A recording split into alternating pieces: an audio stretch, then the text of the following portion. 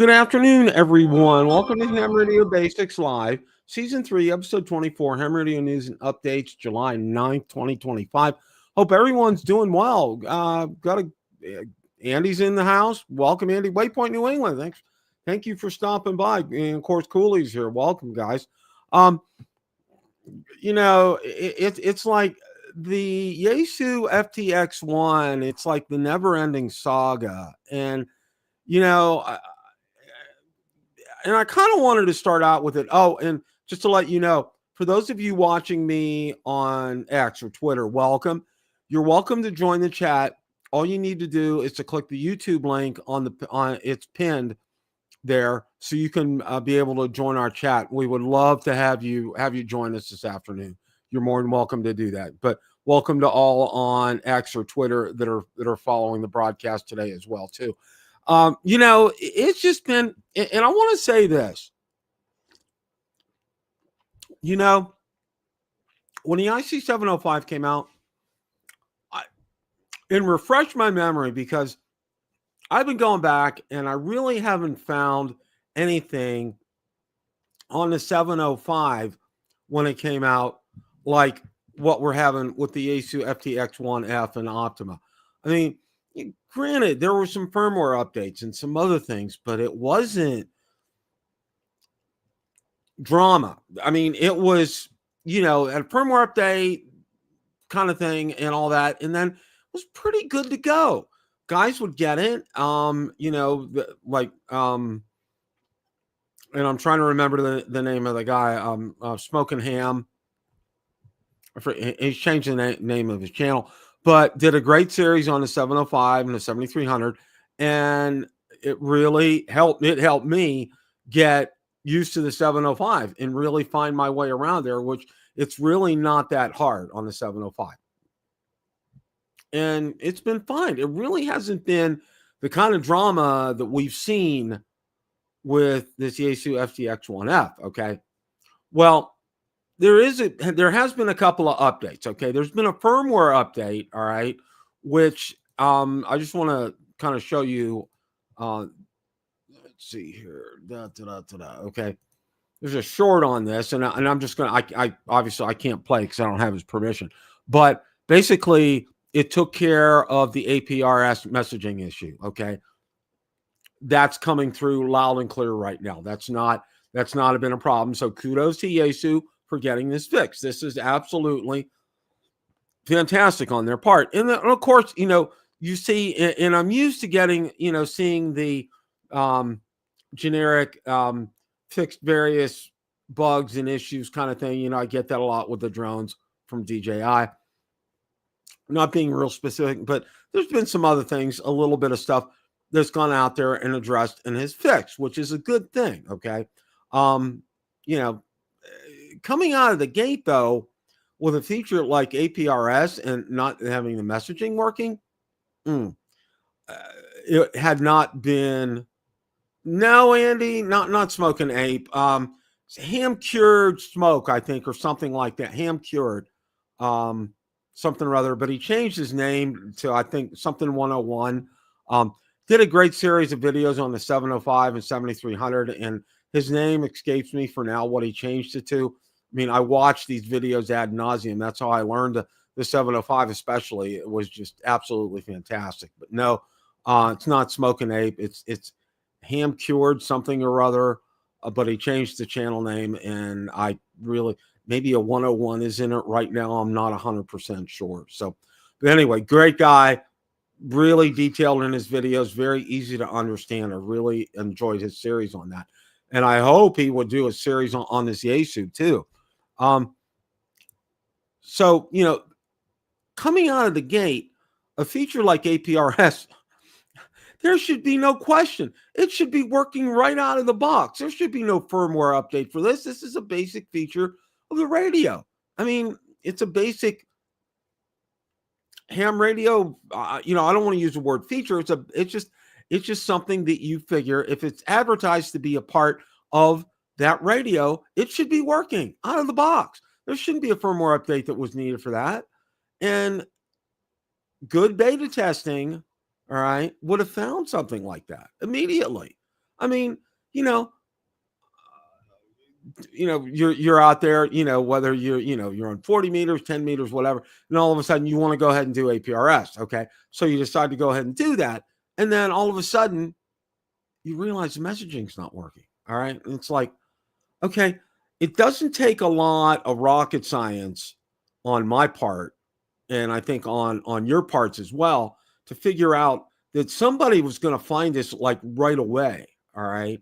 And whoever they had beta test this, I think personally, I think what happened here, I think this was rushed to production. And I know we talked a little bit about this last week. I think it was rushed to production so it could be ready in time for Dayton. Okay. For Hamvention, so they could sell them in Hamvention. And I know they sold a lot of these in Hamvention. I think Mike K and MRD, I think he bought his at Hamvention. And I know several others did as well, too. And, I'm not one now for buying something, especially like this, without seeing a lot of videos on it. Okay. It needs some testing. All right. I need to see, and I need to see some, how-to videos on this as well, too, especially with Yaesu, with the menu system and everything. Okay. So that's where we're at with this. All right. And I understand, but again, I'll go to the, I'll go to the fact that, when you go through and you're doing your beta testing with something like this, okay? And I think most of you guys know I do software testing for a living, all right? And, I follow what's called a test plan, okay? In my test plan, I have outlined everything I'm going to be testing for that software, okay?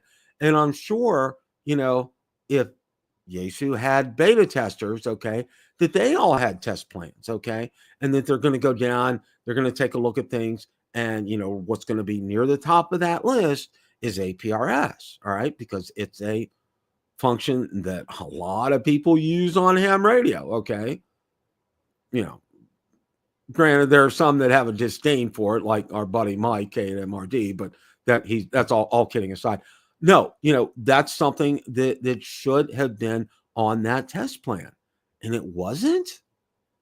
Again, this really leads me to believe and suspect that the FTX one was rushed to production because of Hamvention, and that they wanted to sell units there. All right, and they figured if something comes out, we'll backpedal, do a soft firmware update, and this is exactly what happened here. Okay. They needed to do a firmware update for this. All right. I think it's inexcusable on my part, being a tester and everything, doing this for a living for the past 15, 20 years, I kind of think I know what I'm doing. All right. And, and I look at it the same way with drones. Okay. My other hobby, there's some certain basic functions that I need to work on those drones before, I can say that it passes my test. All right. There's some basic functionality on there. And this is one of the basic features, I think, on this radio. It's advertised. It's part of the radio. I know Mike K and MRD, and he goes by Ham Radio Tube now. One of his videos he did with the FTX one, a problem with messaging playback on there. Now, I don't know. I didn't take a deep dive into the firmware update to see if that part was taken care of, but that was something that a lot of people use, the record and playback feature on there, because if you're doing POTA, you don't want to go out there and you don't want to have to say, your ID, your park location, repeat everything 100, 100, 200, 300 times during the day, because, if you're doing, if you're at a park doing POTA, it gets real repetitive. It gets real old. And also too, you end up, it saves your voice by having that. He tested it out and it didn't work. And in fact, he had to reboot and completely shut his FTX one off. I don't know if that was taken care of or not, or addressing that or not. Okay. So be that as it may. Now, the other thing was, and we talked about this last week, and, it just kind of boggled my mind why, there are quite a few people that use the 705 in their vehicles. Okay, there are. I mean, it's of a form factor where you can do that. All right, and there's no, well, let me backpedal a little bit here. Okay, I won't say the 705 as much. It's more portable field. Some people have used it in their cars. Kudos to them for doing that. Yeah, Andy. Yeah, exactly. Okay. Wrong example. It's like 7100. Okay. That was built to not only be a base unit at home, but also in your car. It has a separate head unit and it has a main receiver unit. Okay. With a cable running between the two. Kind of a no-brainer. Okay. Well, Yaesu built this, all right, as the Optima as a home unit, okay, and that you take the FTX one and you attach it to it, okay, no big deal, all right. So you figure, okay, what they're going to have, this is going to be mobile, right? No, this was not made to be mobile. Yaesu came out flat out and said, no, we did not make this to be mobile. This is either you're going to use it in the field or use it at home. It's not made to be mobile, okay. And the natives got very upset. Okay. I know a lot of people sent a lot of emails to Yaesu about this, okay, including our good friend Mike, KNMRD. And lo and behold, I'm going to show, obviously, I'm not going to play his video, but, evidently, Yaesu ended up doing a backpedal on this. All right. And it just kind of, because they were steadfast with saying, no, we're not going to be, there's going to be no cable for this. We're not going to do this. This is not going to be a mobile radio. They were like pretty much cut and dry. That's the way it is. That's the way it's going to be. We're not going to do this here, folks. Okay. We're not going to do this. Then I see, I'm subscribed to Mike, and, I take a look at this video and I'm like, what? A new FTX separation cable was announced. And let's take a look at that here. All right. Which really kind of blows your mind away. All right. Just when they said, we're not going to do this, they're doing this. Okay. Now there are two versions of this. Okay. Extension cable for FTX 1 series. It's a 5-foot one. That's $119, okay? And these are on pre-order right now. The first shipment is expected in the middle of August, about another month from now, okay? So you can go ahead and pre-order them. Gigaparts was the one that it just came up right away, so I decided to go ahead and use that, all right? Now, they also have a second one here, and let's go ahead and get that up. And it's amazing. It's only $10 more, but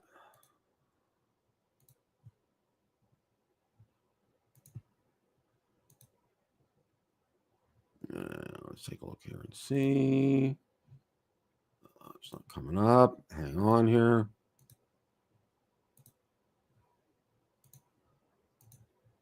For only $10 more, you get a 10-foot cable, okay? Which is really kind of ridiculous, but so there it is. And again, this is available in mid-August for this, all right? But it really,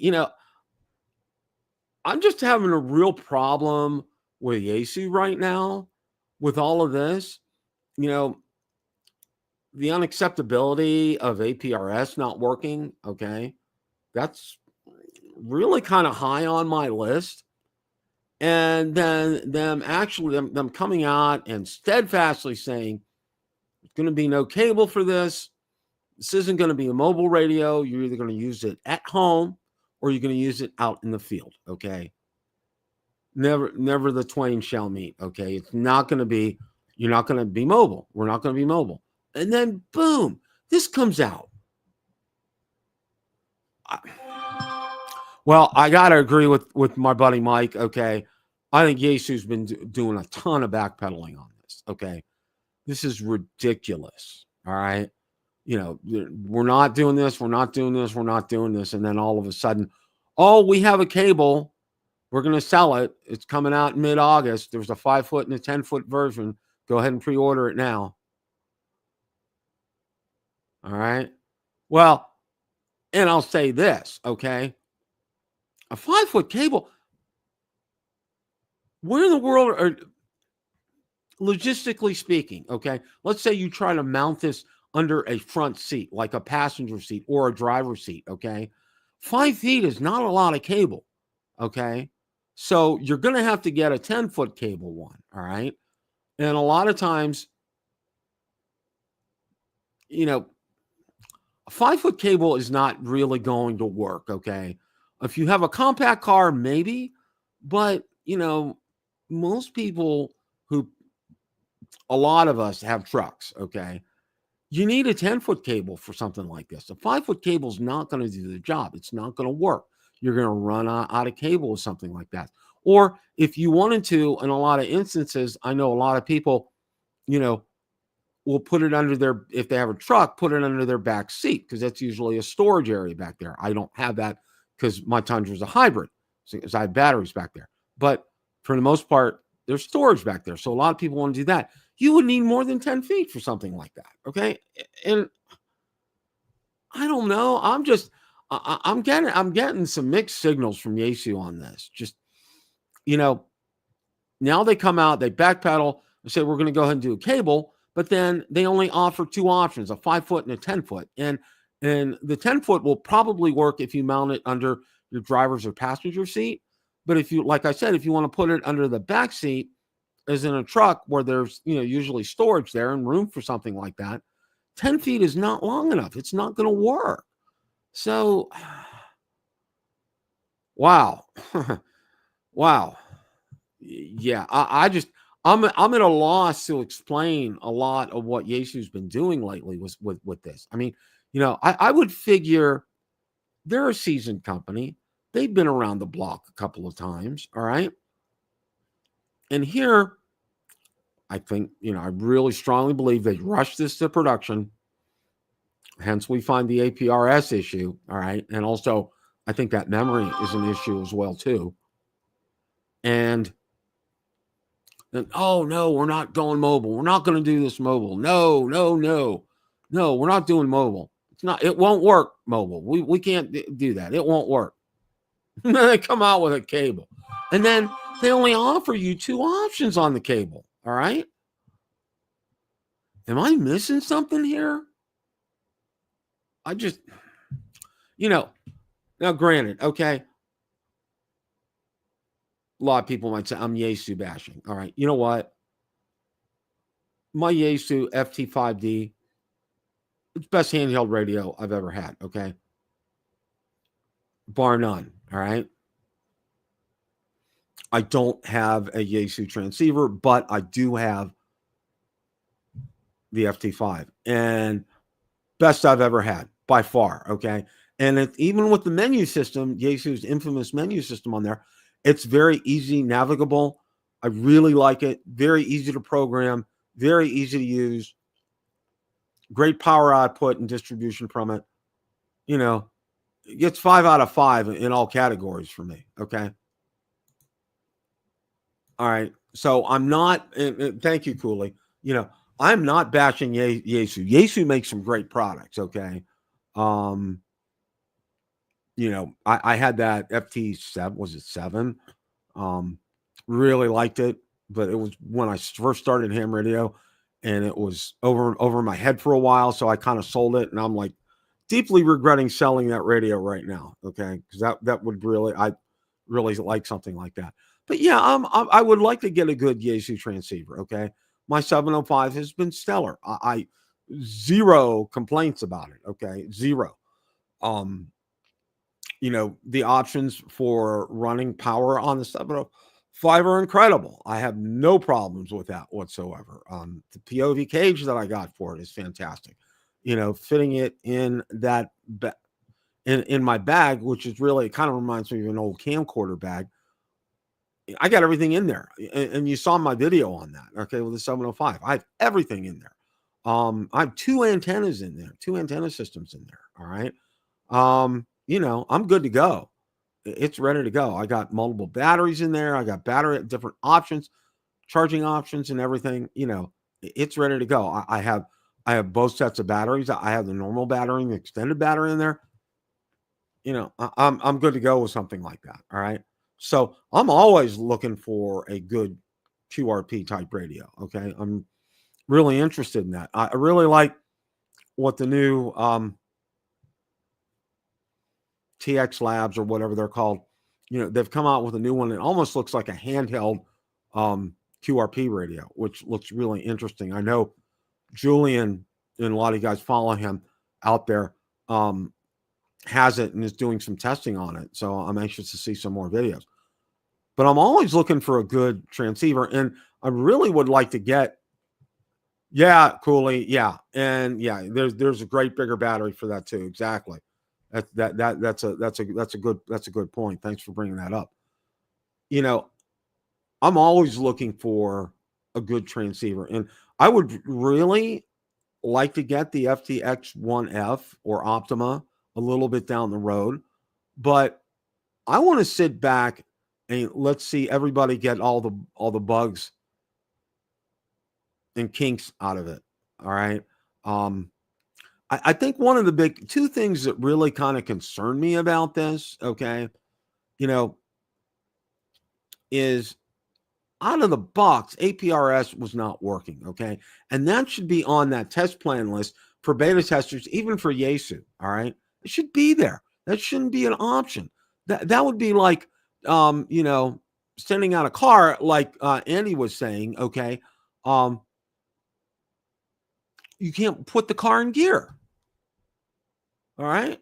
I mean, that's kind of like what this is, all right? That's number 1.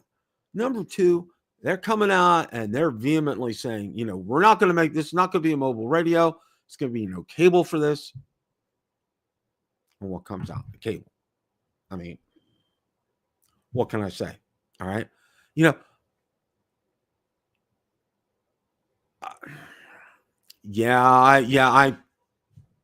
don't know what to say anymore. I'm kind of at a loss for words. Okay. But just I'm gonna finish this up here and then just say a couple other things. I'll look at getting it maybe in about a year or so because I want people to really run this through the gambit. I want to see people take it out in the field, use it extensively, options. Want to see some great how-to videos on this as well too. So yeah, I'll maybe in about a year or so, I may look at something like this. But for now, I'm going to stay put and I'm going to watch these videos like you guys will. I think that's really kind of important to do things like that. Just as a side note, before we kind of wrap things up, Walt Hudson, Salty Walt, okay, one of my favorite guys out there on YouTube. Walt does a great job. He's put out a book about antennas, and I'm going to go ahead and get that. I haven't gotten it yet, but the guy gives a master class on how to build these antennas, and a lot of them from scratch. And just it's so easy. He makes it so simple, so straightforward. That would be something I would highly recommend that you guys take a look at. I think it's probably out on ARRL's website. I think that's who has it hooked up with. Check it out. Definitely, that would be something that I would highly recommend that you guys take a look at. Walt has a great channel. If you haven't subscribed to him, please do so. Can't say enough nice things about him. I really, really, really like him a lot. Jason's put out several good videos about the FTX1F. So watch his channel for some of them. Mike K8MRD. He's put out some good ones as well too. Be watching these guys because they have it. They're going to put it through its paces, and that's what I'm anxious to see.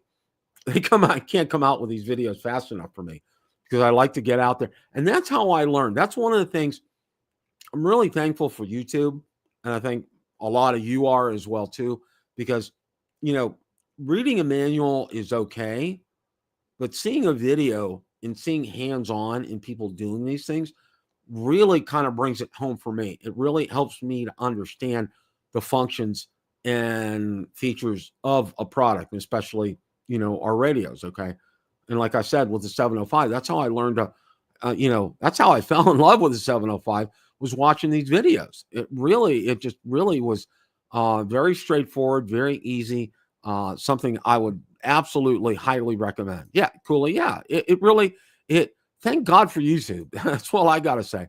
I'm so glad that, and I didn't know when I first got into ham radio that ham radio was out on YouTube as much as it was. And I'm so thankful for that, because I've learned so much from like Josh, from Jason, um, from Mike K and MRD, from TO, from Smoking Ape. These guys have some rock solid videos out there. Walt, just some rock solid videos. Our good friend Michael Martins as well too. Just some rock solid, good, basic videos that really just give you the information that you need. And I think it's fantastic. So it would be something I would recommend that you guys do, is go out there. If you haven't followed a lot of these guys, please do so. Give a treasure trove of great information out there without a lot of fluff. Yeah. And just my advice about the FTX 1F, okay? Like I said, I'll probably look at, in about a year from now, maybe looking at purchasing something like that. But I want to see people really put it through its paces. I want to see people really shake the tree on this, okay? I want to see people, see how long that battery will last, okay? The internal battery, for example, doing a video with that, seeing how, what kind of antennas they set up with it and the contacts that they'll be able to make with this, seeing how APRS is doing right now with something like this. How long battery usage on this, with the basic and with the extended battery, how long will that last? And I know Jason talked about, and I think this one other thing too, before we kind of wrap things up, the charging capabilities of the FTX 1F are, there's several options, but in order to really charge it up, you need one of those big batteries. And usually it's good to do at home. And he, talked about being able to do like a soda, and, which is really, you got to have a backpack and you got to be able to lug stuff up a hill or, a small mountain. And, you can't lug those kind of batteries that he's talking about to be able to do that. And granted, he was saying, there's a long runtime on the internal battery itself as well, which is good. But, if you find yourself in a situation you need to get that battery charged, you're kind of out of luck for that, because it's heavy. All right. I mean, you can do it, but understand something like that's going to be heavy. So, okay. I think that's where things are for today. Want to thank you guys for bearing with me for the past few weeks. Having my mouth surgery, I'm really coming along well as far as that's concerned. Had a great checkup with the dentist today. Still status quo. These are still my show teeth, not go teeth. In other words, I don't chew with these teeth. These are my temps. In about 2 months, probably we'll take a look at things and see about getting my finals, which I'm just, oh, wow. I can hardly wait, because right now I'm still on soft foods. So yeah. Yeah. Well, we won't go there, but no, things are progressing with that. And then I had COVID recently, and, COVID really kicked both my wife and I. And it was first time for her, second time for me. First time, like the first day, I had like 103 fever, but then I took Plaxova, and after that, it was like in 5 days, I was like pretty much symptom free. This time around, though, I took Plaxova, and it's been like 3 weeks. I'm about 80% of the way there. I'm not 100% yet. And my wife's about the same. She had a little bit of a rebound. This was her first time with COVID. She was more like lethargic and just really achy and stuff. And then she took Plaxova and then had a little bit of a rebound and started getting the nasal stuff and the sneezing and the coughing and things like that after that, which is really bizarre. Really bizarre. But we're both on the mend. We're both getting better. We celebrated her birthday yesterday. second anniversary of her 32nd birthday. So there we go. And today is my granddaughter's birthday. She turned 6 today. And unfortunately, we can't. It's one of those rare times. I think it's the second time we haven't been able to get up to Ohio to celebrate her birthday, which, yeah, really kind of hits us and hits a little close to home on that. So, but no, I wanted to give you guys a good update on the FTX 1F. You know, they're progressing. They're making some progress. I hope Yaesu gets everything ironed out on it. Again, you know, I am not Yaesu bashing here. I'm just telling you stuff that's out there like it is, just so you guys can be informed and in the know about it. I want to thank everybody again for tuning in today. You know, as long as I'm healthy, we'll be here every Wednesday at 5:00. So make sure to tune in, and hope you guys have a great rest of your evening. As always, it's a great day to make a QSO. 7 3s, everybody. Have a great rest of your evening.